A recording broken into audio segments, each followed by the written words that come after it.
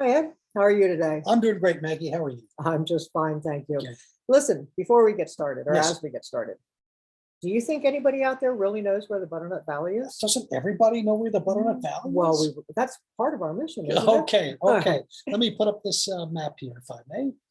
And there we go. You can see where the star is. That's approximately us. We're kind of in the center of New York, in the middle of the triangle of Syracuse and Binghamton and Albany. But we're in South Central New York, right? You could call it that. Yeah. Are Yep. we in the mountains? We are on the western edge of the Yes, we Catskill are. Mountains. Yep. Here's a little bit closer up picture. You can see Oneonta down here. You can see Cooperstown over here. And the Butternut starts up here in Exeter and makes its way down through Burlington, through Lisbon, through Morris, through Butternuts, and then it joins up at the Unadilla River right down there by Butternuts, which then of course flows to the Susquehanna, joins with it just a few miles later, and On to the Chesapeake. the Susquehanna goes. Right. Yes. Which is where I grew up, actually, is down in York County. So I grew up at the other end of the Susquehanna, sail in the Chesapeake. So you can see why I have a vested interest in but now connecting all of these areas. Now you're in the better end of the I am. So tell us a little bit about this watershed. Right. So I mentioned it spans, well, I didn't say 8 towns, but it goes through the watershed itself, not the creek, but the watershed encompasses those 8 towns. Only 2 villages, no major urban centers. These villages are not big villages. They're not. They're very much country. And that's what we are. We're a country community. We have a mix of farming and small businesses, and we're a bedroom community, but not for the city of Oneonta with its colleges and hospital, and Cooperstown with its tourism and hospital, Bassett Regional Hospital, and Norwich again with the hospital and businesses. Okay, so very small, very rural population, about 6,000, About right? 6,000 in that watershed. Yep. So moving on. There it is. There's our watershed. There's and a picture. The Butternut Creek is just beautiful. It is beautiful. This picture is just one of them. So one of our goals is to get people out there and enjoying that, isn't it? Yes, it Yeah. is. Yes, So it is. tell us a little bit about our goals. What is our mission? All right. So what it comes right down to, we're not for profit, but our mission is really to help improve, to make life in the Butternut Valley even better than it already is. And I say that seriously because it is great here. We are a community organization that strives to improve the quality of life in the valley, in the watershed, across the full spectrum of arts and culture and history and archaeology and economic development and farming, and of course the environment. So we want to improve, we want to bring business, we want to ensure the future of the valley without losing the flavor, the culture, the things about it that we currently love. Yeah, it's that same conundrum that everybody faces, right? We want economic development, but we want things to stay the same. Right. So of course, it's difficult to keep the things that we love about the watershed, while at the same time making ourselves sustainable in the future. So how are we going about that? What are some of the things we do? Okay, well, we are the Butternut Valley Alliance, and just to give a little bit of history, we were just a little over 10 years old. We're a 501c3, as I mentioned. Key is this third bullet up here, which is that we've got a broad mission. I mentioned everything from arts and culture to economic development in between, but we have a relatively narrow geographic focus, being focused just on this Butternut watershed. We have a board of directors comprising 14 or 15, depending on when, 14 or 15 volunteer directors. We're small, with fewer than 100 dues paying members. Dues are low, they're designed to keep people engaged.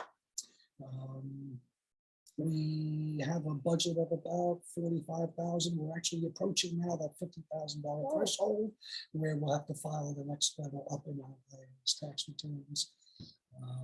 Now, your board of directors, what role do they play? Are they policymakers, or are they out there actually staffing the events? Yeah, so both. Okay. Our board of directors is both. They're not just at the high level, they actually get down in the trenches.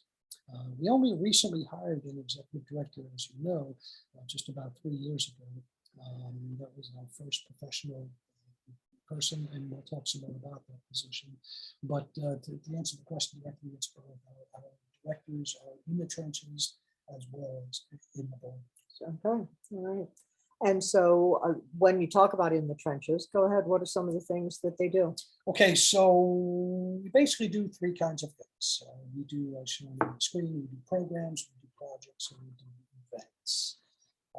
Programs, I mean educational programs where we bring in the DEC wildlife biologists, we bring in college professors, we bring in others knowledgeable in the arts, the sciences, history. As an example, next month, or rather next week or two, we have a presentation being done in collaboration with the Morris Historical Society on the mills in the Butternut Valley watershed. Because at one time they powered all the industry in the watershed, Yes, didn't they they? did. This area was just full of mills. We got lots of rivers and creeks and tribs, and it was just full of mills. That's impressive. What are some of the projects that the organization works on? Well, okay, so I put a few of those up on the slide here.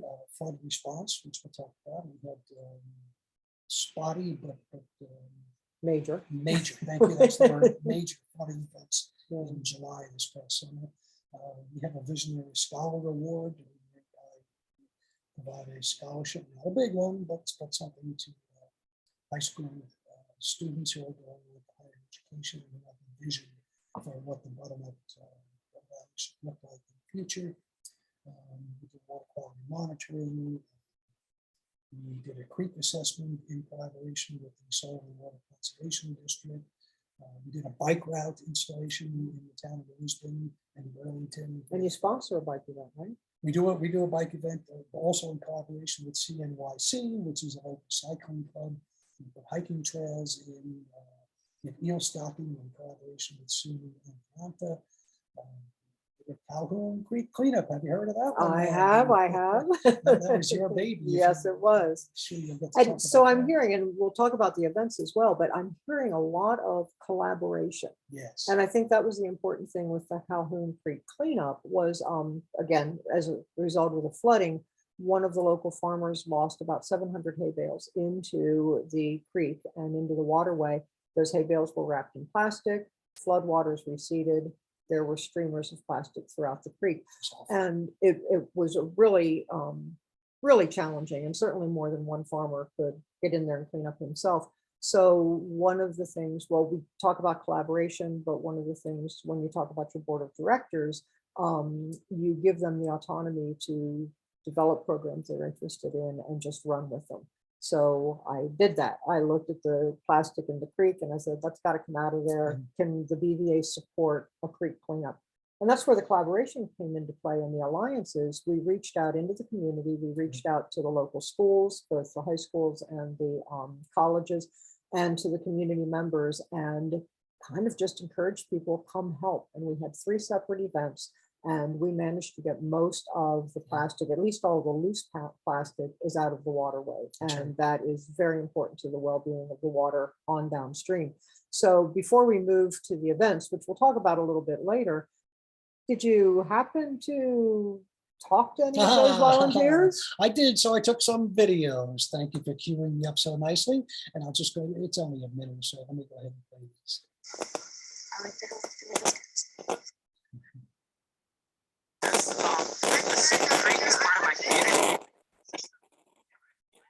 It's not clean, then we're not clean. I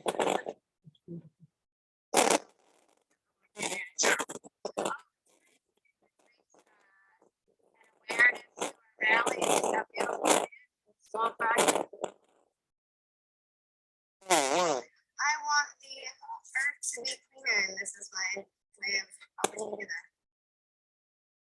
The same answer, and that's really because this is our little corner of the world. And we hear about things globally all the time, but what we forget so often is that we really have to take care of our spots first. So there you go. So there were the volunteers. There's just a few of them. We had a bunch out there, and that was just a sampling. That was, and I think one of the beautiful things I kept hearing, and what I saw there is a wide range of participation. Yes. From an Yes. age range. I Yes. mean, we had young high school students, we had college students, and we had some folks our age as well. We won't identify what that was. So Ed, you talk about a number of different ways. We accomplish a lot. Yes. We have those educational programs, we have the ongoing projects that we do, and we have the events, the Summer Harvest Festival and the Art Festival. How do we get all that done with 14 directors? Right, right. So here's a list of 5 things that we came up with trying to answer that question. And we can just go down one at a time. So we have a core group of volunteers, as you well know, because you are among that core group. So it's a small but dedicated group of our directors that are really committed to the Butternut Creek watershed, our valley, and to this organization. That is key. We share a belief in the value of community, and then we all have interest across the broad spectrum of our mission, even though any one of us may not be passionate across the spectrum. So, for example, someone may be passionate about the environment, another person may be passionate about the arts, another person passionate about economic development. Right. Yep, so that is key too. So that has been very, very key. What's the next point? Okay, next point is just what we've talked about, Right. broad mission. Initially, when we started, and I was involved in the founding of this organization 10, 12 years ago, we were concerned that the breadth of our mission was going to hamper us, because the conventional wisdom is, if you want to succeed, you got to focus, and we were anything but focused in the sense that we covered such a broad spectrum of interests. But we have seen through the years, maybe we've converted that characteristic of us into an advantage. So it leads to what we've called the cross volunteerism. Right. So folks who have an interest in the environment but are passionate about the arts will help those who are more passionate. Well, it works from the Alliance standpoint as well, because what I've noticed is, if a whole bunch of us pitch in to help out with the gravel grinder, with the folks who are doing the bike race, then folks from the bike race come help with the cleanup. Exactly. Or, even things like collaborating with the Morris Historical Society on some of the history presentations. Morris Historical Society members are then hear about other programs that we're doing. So we get more of that cross volunteerism Absolutely, as well. absolutely. It just occurs to me a good example is when we put the trails in collaboration with the town of New Lisbon, and we put the trails in Texas Schoolhouse State Forest. Several of our volunteers were with the cycling club. Right.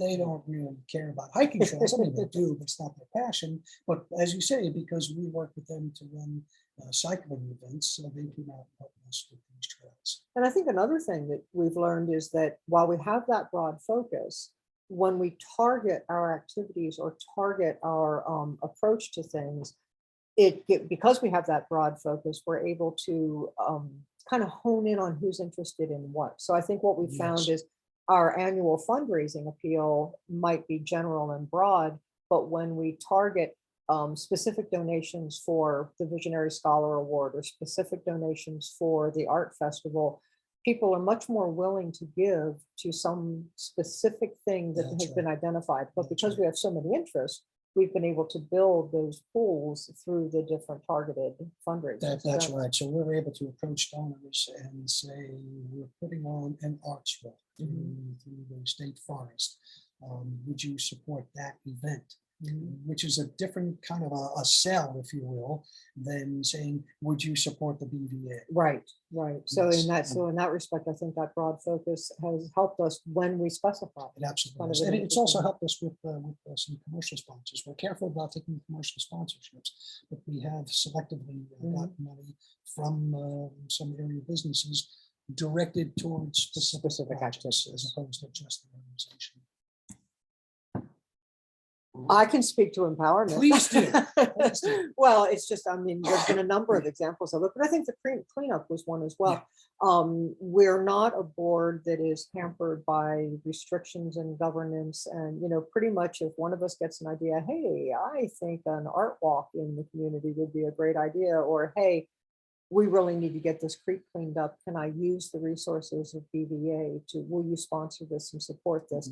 And then we're allowed, I say, but we're encouraged to just run with it. And support it. Yeah. And support it with full support. And I think that empowerment has been very pivotal to board members feeling like they could use the development of the BVA, use the organization to spearhead certain areas of their interest. And again, gives us that broad perspective.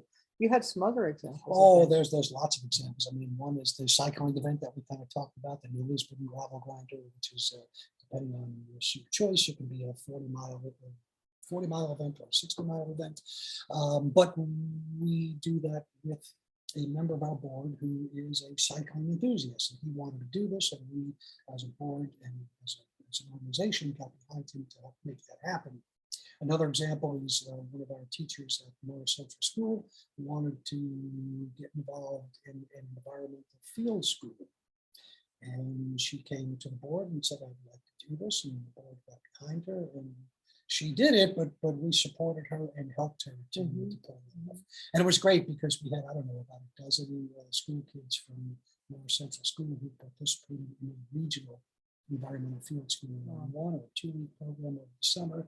And then the culmination of that was that the kids did an exhibit at the Summer Harvest Festival and got to show off some of the things they learned in this field school to the participants. So in the Summer Harvest we Festival. didn't talk much about events. What is that Summer Harvest Festival? The Summer Harvest Festival has been from the beginning and continues to be our flagship event. So it's a terrific festival. We get 300 to 500 people attend. We've got live local musicians. We have vendors, local vendors. We have exhibitors from nonprofits as well as others. And we do this in conjunction with the Morris Farmers Market. So the objective of the Summer Harvest Festival is really twofold.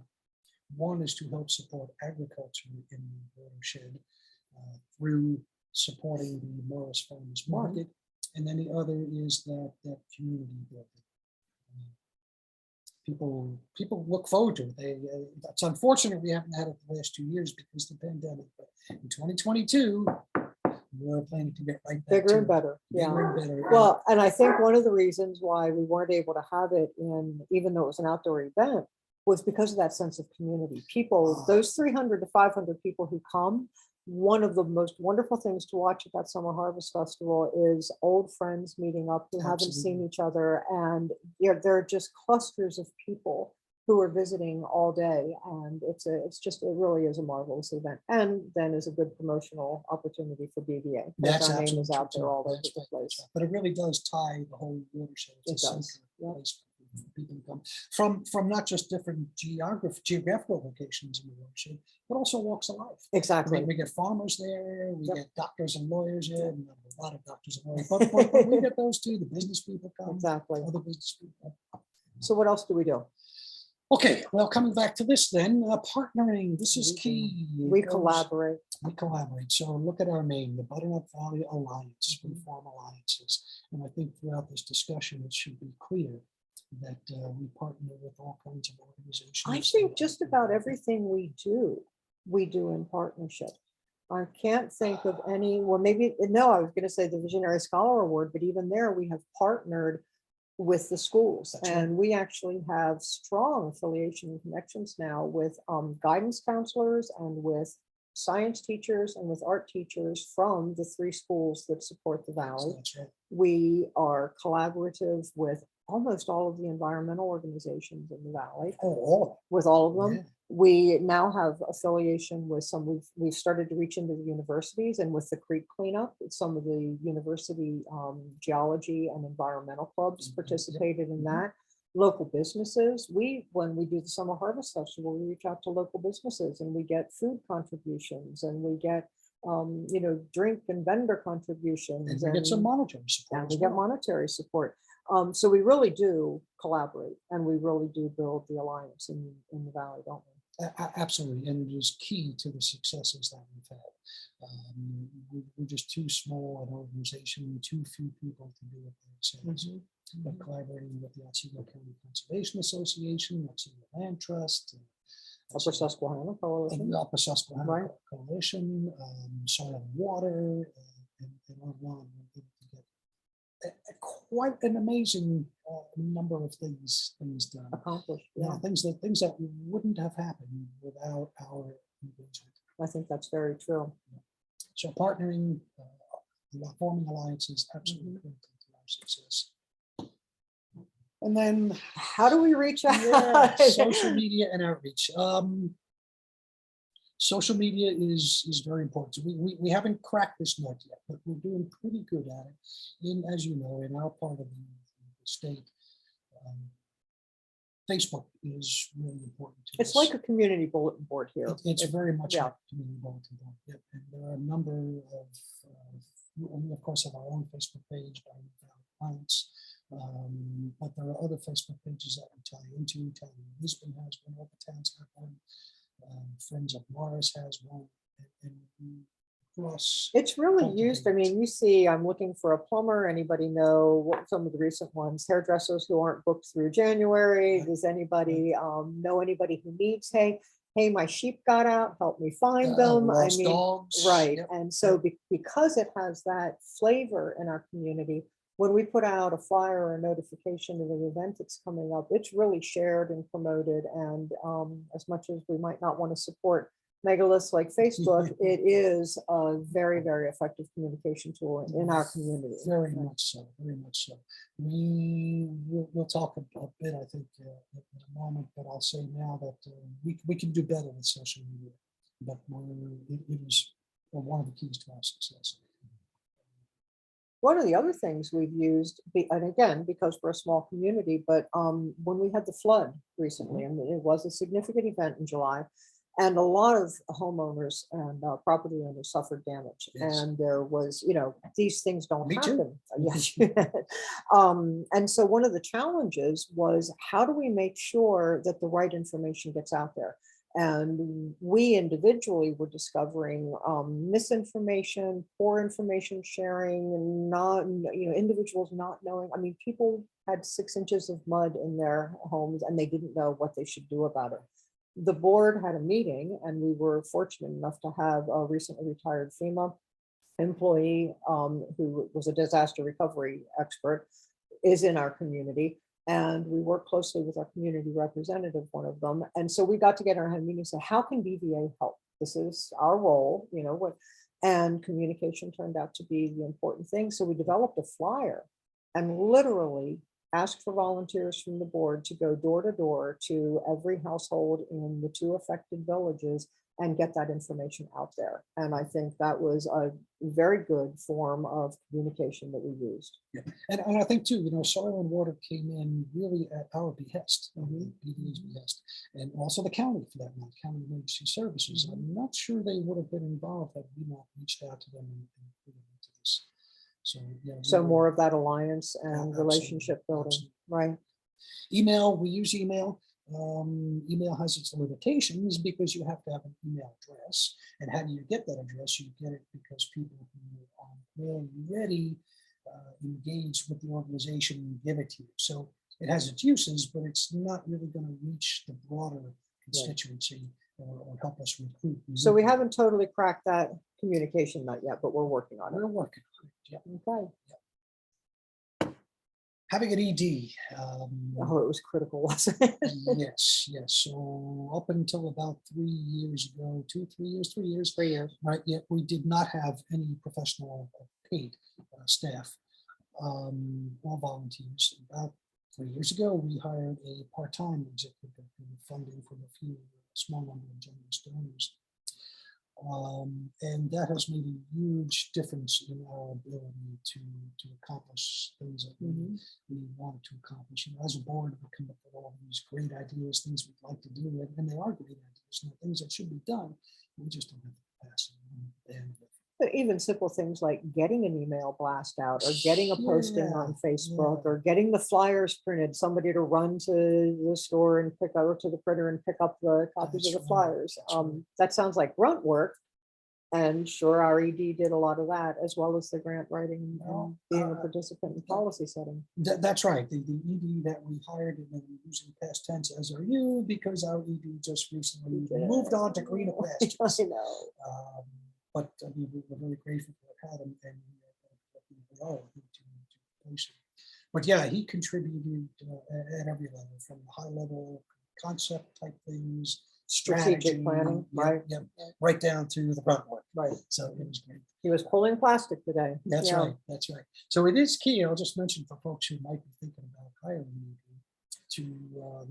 to spend a lot of time up front defining the job description, because you can very easily have a concept of what an ED should do that is impossible for any human being to do, which could result in failure. Fortunately, that did not happen in our case, because we were advised before we hired them to spend a lot of time doing the homework and building. To know So, what you want your ED to do. what the reasonable expectations are, rather than just things you'd like to have. And especially if you're hiring a part-time ED, which Even for more many critical. small organizations is all they can afford. That's right. Very, very critical to make sure those 20 hours a week are spent in a way that are really going to move the organization forward, and That's that right. you're not taking up time that maybe one of your volunteers could do. That's Yeah. right. Yeah. And whoops. So where do we go from here, Ed? Right. So we're doing very well as an organization, for the reasons that we've talked about, collaboration, having an executive director, and the things we've all talked about, but we've got progress that still be made. And so one of the things that we have just recently started, and you are playing a key role in this, so I'll let you talk about it, is developing the position of a volunteer coordinator.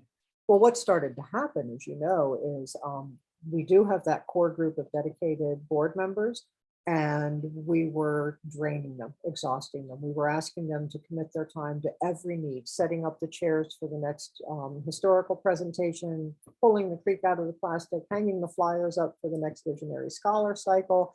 And we had not been very effective at reaching out into the community to get non-board members or even non-BVA members or even BVA members to be able to volunteer to participate in those things. And so we recognized that having a volunteer coordinator to sort of capture that pool of resources, to know what people are interested in, and how, so rather than just sending out, blind blasts saying, help, we need volunteers for the next event, being able to have this sort of database of interests and say, all right, we need 5 people to staff booths for the next event.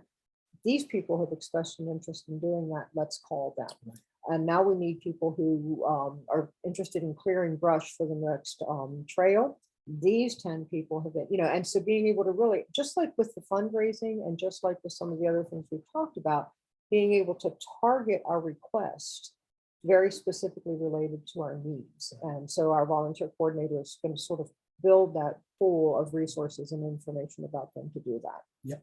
And we're very hopeful that that is going to help us recruit volunteers as we need them.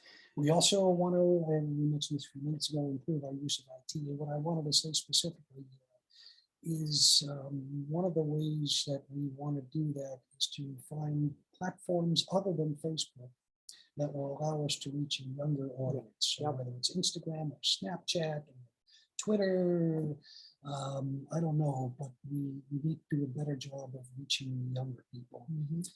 Our website, we can make better use of our website. Right now, it's a little bit clunky. We need to develop that so that it has all the information that we want it to have and is easily accessible by our constituency. And aren't we going to use that for an archive of records? Well, yes, we are. One of my pet projects. So that'll have to Yeah. be really easily navigable. Right. So there have been over the last 20, say 30 years, a number of scientific publications. We probably have about a collection of almost 24 scientific publications about the Butternut Creek and the surrounding environment. But you have to hunt for these things because some of them aren't even published. They're just reports, either a DPC or a master's thesis or things like that. They're not easily found. So we've been pulling those all together And we've got a catalog now that's going to be available online. And members will be able to access the catalog and the actual Oh, wow. publications. That's great. We talked already about expanding our ED. I think we did. Maybe if Well, we didn't, said we're we should looking, have. but now that we're losing our current ED, Yeah. and I think that as an organization, we've recognized we really maxed his 20 hours on a regular basis and always wished that we were affording more time. So I think as we move forward, finding that funding for a full-time ED is something that's on our list of future plans. That's right. That's right. And that's a case too where we're going to do some targeted fundraising Mhm, to try to find maybe a foundation or individuals who are willing to support mhm. our hiring of a full-time ED. Who will then be able to help us identify and apply for grants, hopefully. Yeah. So I'm sure we're not unique in this difficulty in identifying grants that we might apply for. It's one thing to find people to write the grants. That's not easy either. But the threshold step is to identify the grants. There are lots of them out there. Finding them is key. And we need to improve our ability. And then administering them and Well, that adhering to too, them, that too. it's all challenging, but that is money that's out there that we need to be looking for. Now, you mentioned, I think, working with county governments in response to the flood, but we've talked about all these alliances, but I haven't heard a whole lot of being allied with the municipal governments in the area. What are we doing there? Yeah, so we can do better. Okay. We can do better, but we have been doing some of that. So, for example, we collaborate with the town of New Lisbon we collaborate with to build trails through the Texas Schoolhouse State Forest, which is in the town of New Lisbon, and to put up a bicycle route into the town of New Lisbon, within the town of New Lisbon. We've collaborated with, we are collaborating with towns in the development of a watershed management plan. There's a case where we're collaborating with the Otsego County Conservation Association. To be fair, they're taking the lead over, but we're helping them with this, and we are working with the towns to get their input into the watershed management plan, and then to roll it out to them, and then to help them see the value of it, and to implement some of the things that need to be done to achieve the objectives in the plan. Wow, that's quite a So goal. yeah, there's more we can do there, but we have been making some progress there. Okay. So a lot accomplished with minimal resources, primarily I'm hearing through alliances and collaborations. Yeah, that's been the key. I wonder if anybody has any questions. Well, let's turn it open to questions and we can end the formal part of our presentation. Okay.